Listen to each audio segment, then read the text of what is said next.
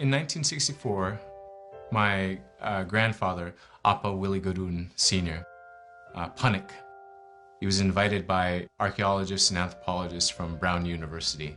He was invited to the Onion Portage site, this ancient sacred site of the Inupiaq people. And it was really special for my grandfather to be included in that kind of thing because it showed the respect they had for him, for his knowledge, for what he had to offer. And while they were there, while they were camped out there, when they had some quiet time, he told some stories. One of the stories that my grandfather told was the story of the Coastal Brothers. These two brothers, they have their own particular skills. They go out to the Noatak River area, and they go to try to challenge and hopefully defeat this giant mouse who is destroying everything in its path. The development team really took a great interest in the story that my grandfather told because it really enhances those themes that we found in Never Alone.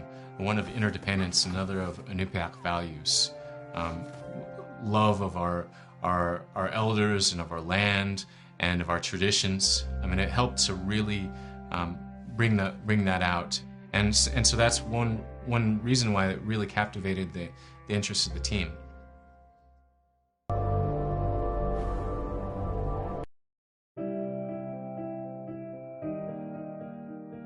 I wasn't raised here, but my mom talked about how it'd be so dark. Yeah, it was dark in the wintertime.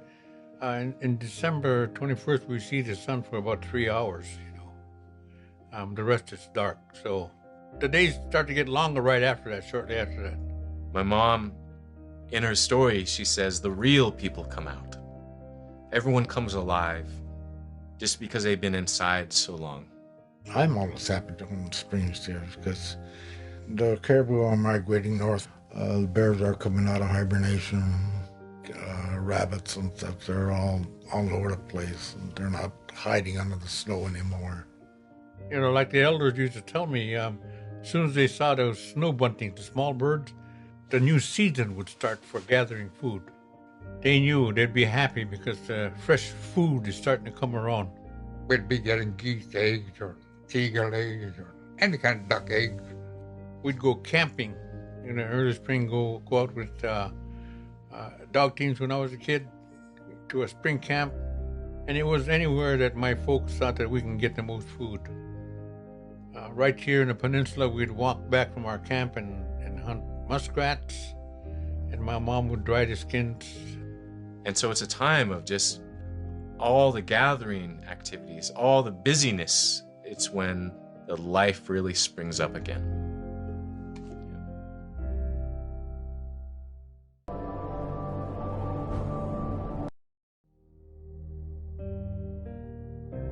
Because we're all Inupiaq, upriver, along the coast, I'm considered coastal. Tareemi means I'm next to the ocean. Kumi is up the river. And I'm proud to be a Tareemi because I can hunt out there where those guys can't. I was taught to be aware of all the conditions out there. In fact, a friend of mine, an elder, he's passed away since. One year he came down, he had a small boat, just as the ice was going. He followed the ice down from Cayena, okay? And he came down, he says, Willie, I come down just to go see how you guys hunt. Let's go. I said, okay. I got my boat ready and we took out. And the ice was moving out there, big chunks and that kind of stuff. So there was one area over on the Kuzintern side I was watching, being aware of how the ice was moving, how fast the current was moving, that kind of stuff. Automatically, I was taught that by my dad. I was really watching and everything. I said, we got to get out of here. And he looked at me and said, how come? I said, our way to get out of here is closing up. So I took off. And he was right behind me. I went through okay, and then he went through, and he said he looked back after we went through, and the ice came up. It came together and came up like that.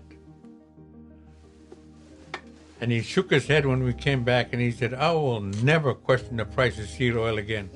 I see the danger you guys go through. If you don't know what you're doing, bad things can happen to you out there. Yeah. That's a great story. Well, it's the truth, Yeah. What what I went through.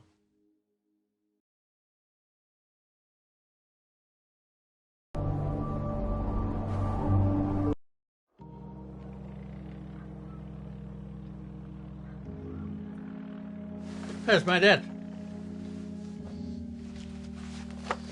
Picture of my dad.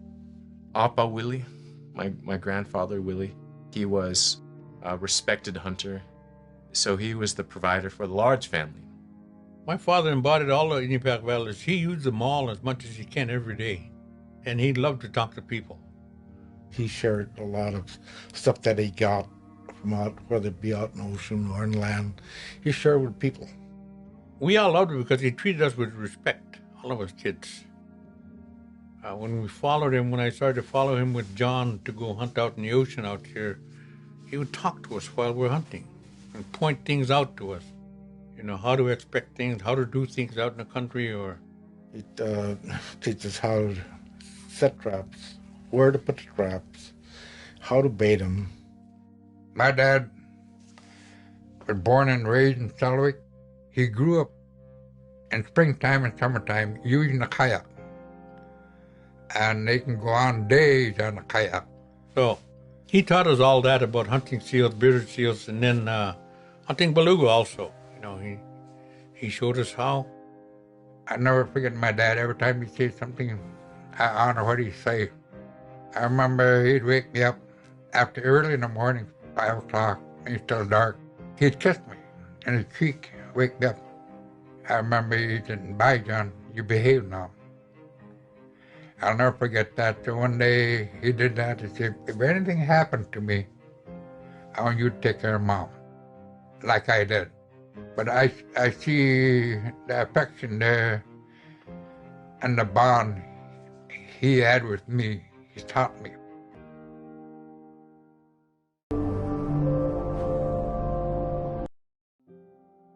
So to really reinforce Inupiaq values, the things that our elders identify that's important to them, we really thought of respect for all things, respect for the animals in particular in this case. And so we've added a prelude to the story. An experience with a little mouse is where Nuna and Fox, they forget to respect this little mouse. Something that my Uncle John just told us is that you only go after animals if you intend to use it for food. You don't play with it.